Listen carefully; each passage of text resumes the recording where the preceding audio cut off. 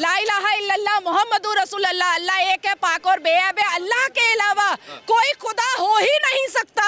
आप लोगों को शर्म आनी चाहिए। आप लोगों को लाउड स्पीकर के खिलाफ सुप्रीम कोर्ट में जाके केस करना चाहिए। क्यों? आपके भगवान राम नहीं है। इस वीडियो सामने आई थी जिसमें पुलिस वाले को देखा होगा आपने लाश से मारते हुए दिखाई दिया था। उसके बाद आपने देखा कि किस तरीके मारना चाहिए था, गलत किया, कोड़ा मारना चाहिए था, इस्लामिक पनिशमेंट देना चाहिए था। कि हर गली गली में अब्दुल और हर गली गली में मुल्ला परेशान है कि दोबारा मोदी जी अगर थर्ड टर्म में आ गए तो ये लव जिहाद नहीं चलेगा, ये घुसपैठिया नहीं चलेगा, ये all India Muslim personal law board का खुतबा नहीं चलेगा।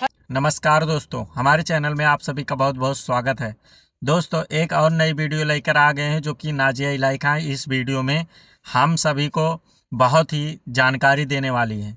दोस्तों, आपसे रिक्वेस्ट है कि आप वीडियो के अंत तक बने रहोगे तो आपको बहुत ही जानकारी मिलने वाली है। इस वीडियो से बहुत कुछ सीखने को मिलने वाला है आपको।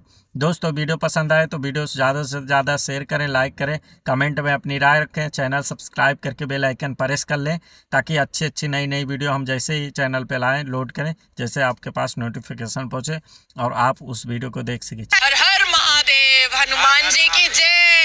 आज हनुमान जयंती है, मंदिर के सामने हम लोग खड़े हुए हैं। जी हाँ। और प्रधानमंत्री नरेंद्र मोदी भी लगातार अपनी चुनावी यात्रा में, चुनावी भाषण में और मतलब कि आरोप लगा रहे हैं कांग्रेस के ऊपर। बोल रहे हैं कि कांग्रेस जो है वो जो लोगों का धन इकट्ठा करके जिनके पास ज्यादा संतान है, ज्यादा बच्चे हैं, उनको धन देना चाहती है। इसके बारे में क्या कहना चाहिए? आरोप तो नहीं लगा रहे, सत्य के आधार पर बात कर रहे हैं और तथ्य के आधार पर बात कर रहे हैं।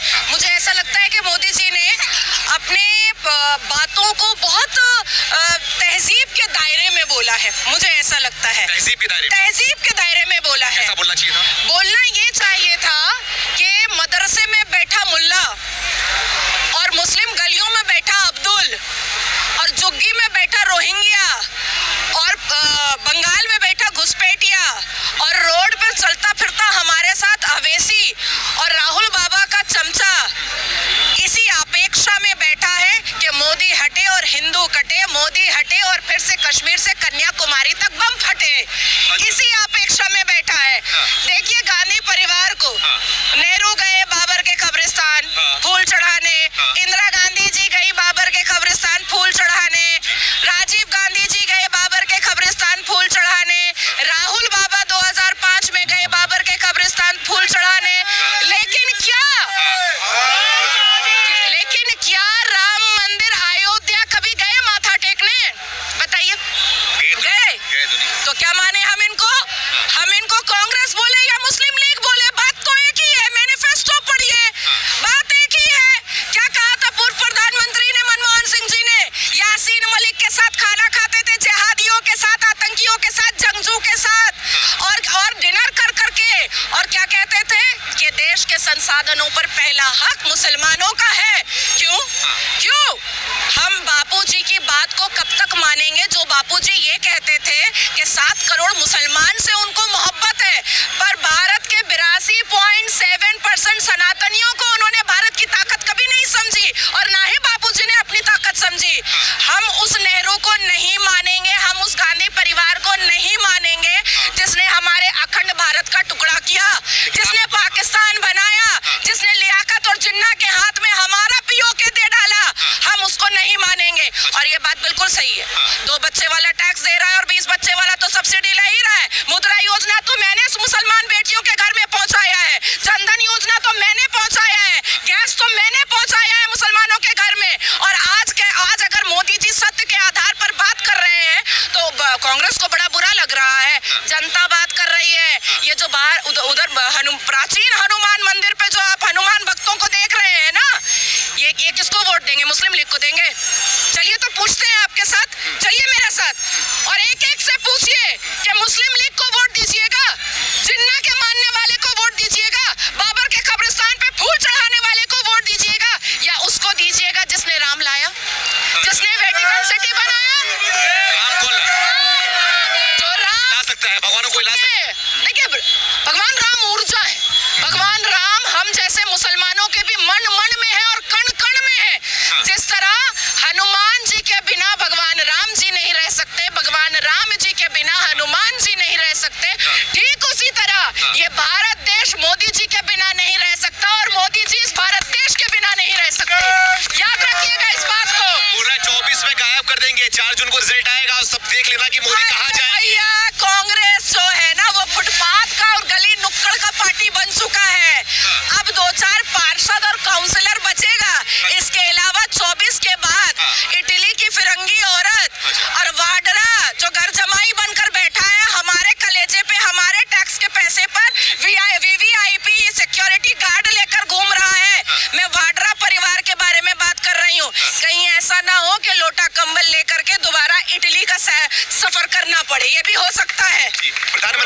मोदी ने एक बात और उन्होंने बोला कि जो कांग्रेस पार्टी है वो चाहती थी कि जो दलितों का हक है, जो दलितों का हक है, जो ओबीसी एसटी से सब आते हैं उनका हक है, उसको मुसलमानों को देना चाह रही थी। तो सुप्रीम कोर्ट उस पर रोक लगा दी, इसलिए उनका मनसा पूरा नहीं हो पाया। तो क्या कहना चाहेंगे इस पे, आपकी क्या सच्चाई है इसमें? पूरी सच्चाई है। संविधान पढ़ा है आपने? देश के नागरिक है ना, युवा है ना, संविधान पढ़े हैं। आर्टिकल 25 कौन लाया था? नेहरू लाया था। कन्वर्शन को मान्यता किसने दिया? नेहरू जी ने दिया। किसका कन्वर्शन इस देश में हुआ किसको पता नहीं है? सबको पता है। आर्टिकल 28 और 30 ला करके आपकी मंदिरों का पूरा बागडोर नेहरू जी ने अपने हाथ में लिया, लेकिन बगल में all India Muslim personal law board चल रहा था, दारुल उलूम चल रहा था, जमायतुल उलमा हिंद चल रहा था। उसको क्यों नहीं बंद करवाया? उसका कंट्रोल क्यों नहीं वो नेहरू जी ने अपने हाथ में लिया? जब देश संविधान से चल रहा था तो फिर देश को all India Muslim personal law board की कहां से जरूरत आन पड़ी? ये क्या पाकिस्तान है? ये क्या सीरिया है? ये क्या अफगानिस्तान है? ये भारत है। भारत संविधान से चलेगा। क्या कहा था अम्बेडकर जी ने? अम्बेडकर जी ने कहा था कि इस बंटवारे को और इस आजादी को हम उस वक्त तक नहीं मानेंगे जब तक सारे मुसलमान भारत से यहाँ से पाकिस्तान न चले जाएं, क्योंकि धर्म के आधार पर बंटवारा हो चुका था। और हम अगर यहाँ पर रह रहे हैं तो हमें शुक्र अदा करना चाहिए इन तमाम सनातनियों का कि मुसलमान बेटियां तो सुरक्षित हैं, लेकिन देखिए कांग्रेस की ही नेहा सुरक्षित नहीं बची। फैजान ने जाकर के काट दिया। अब बताइए मैंने कहा ना कि हर गली गली में अब्दुल और हर गली गली में मुल्ला परेशान है कि दोबारा मोदी जी अगर थर्ड टर्म में आ गए तो ये लव जिहाद नहीं चलेगा, ये घुसपैठिया नहीं चलेगा, ये all India Muslim personal law board का खुतबा नहीं चलेगा, ये फलसफा नहीं चलेगा। और ये जितने भी ये लोग निकालते हैं तो ये सब नहीं चलेगा। देखिए ना, हैदराबाद में माधवी लता जी बेचारी राम नवमी में भगवान राम के आदर्श में और जज्बात में उनकी भक्ति में उन्होंने त्रिशूल चलाया। मस्जिद को कपड़े से ढक दिया गया था। असदुद्दीन अवैसी लेकर उड़ गए, अरे देखो मस्जिद पे त्रिशूल चलाया जा रहा है। चलिए अब मैं पूछना चाहती हूँ कि अगर अवैसी साहब को माधवी लता के त्रिशूल चलाने से इतनी दिक्कत हुई तो ये जो 77 साल से सारे रोड को ब्लॉक कर के नमाज पढ़ा जाता है उसको किसको तकलीफ दिया जाता है? मतलब सनातनियों को दिया जाता है। ये जो लाउड स्पीकर लगा करके हिंदू गलियों में और हिंदू घरों में भी जो अजान की आवाज पहुंचाई जाती है, ये किसको तकलीफ दिया जाता है? सनातनियों को। बोलते हैं ना कि मंदिर की संख्या ज्यादा है, मस्जिद संख्या कम है। अजान का मतलब क्या है? ला इलाहा इल्लल्लाह मुहम्मदुर रसूलुल्लाह, अल्लाह एक है, पाक और बेअब है। अल्लाह के अलावा कोई खुदा हो ही नहीं सकता। आप लोगों को शर्म आनी चाहिए। आप लोगों को लाउड स्पीकर के खिलाफ सुप्रीम कोर्ट में जाके केस करना चाहिए। क्यों? आपके भगवान राम नहीं है, पर अजान 5 वक्त ये बोलता है कि अल्लाह ही एक है, अल्लाह के अलावा तो कोई खुदा और भगवान ही नहीं है। आप लोगों को शर्म आनी चाहिए। आप लोगों को बात करनी चाहिए इस बारे में। पर मुझे ऐसा लगा कि मैं इस भारत की धरती पर मैं नमाज तो आप भी पढ़ती हो तो आपको तो सुनिए, मैं कहीं भी मुसल्ला और नमाज बिछा करके ना नमाज नहीं पढ़ती हूँ। नमाज पढ़ने के लिए मेरा घर है और नमाज पढ़ने के लिए मर्दों के लिए 3 लाख से ऊपर यहाँ मस्जिदें जो है वो नेहरू साहब बना के गए हैं, तो काहे नहीं उसमें पढ़ रहे हो जा करके? यही अवैसी कहता है नौजवानों हैया अलल सलाह और हैया अलल फलाह की सदाएं सुनो और मस्जिद जाओ। तो मस्जिद कैसे जाएगा? आप लोगों को सनातनियों के जज्बात से खेलने के लिए रोड पे नमाज पढ़ता है, रोड पे। इन लोगों को कोड़े मारने चाहिए जैसे अरब में मारा जाता है। इन लोगों को जेल बंदी कराना चाहिए जैसे अरब में कराया जाता है। कानून सख्त होना चाहिए और मुसलमानों से खड़े होकर के पूछना चाहिए, इस्लाम मानोगे या संविधान मानोगे? दिल्ली से वीडियो सामने आई थी जिसमें पुलिस वाले को देखा होगा आपने, लाश से मारते हुए दिखाई दिया था। उसके बाद आपने देखा कि किस तरीके मारना चाहिए था, गलत किया, कोड़ा मारना चाहिए था, इस्लामिक पनिशमेंट देना चाहिए था। गलत किया, लात काहे मारेगा? मुसलमान को लात काहे मारेगा? कोड़ा मारेगा गलती करेगा तो इस्लाम के हिसाब से जो पनिशमेंट और जो सजा इस्लाम में मुकर्रर किया गया है, अल कुरान में मुकर्रर किया गया है, उसी को बोला जाएगा। उसी को अभी आप मेरे को गंदी नजर से देखेंगे तो आपको मैं ईव टीजिंग के केस में मैं जेल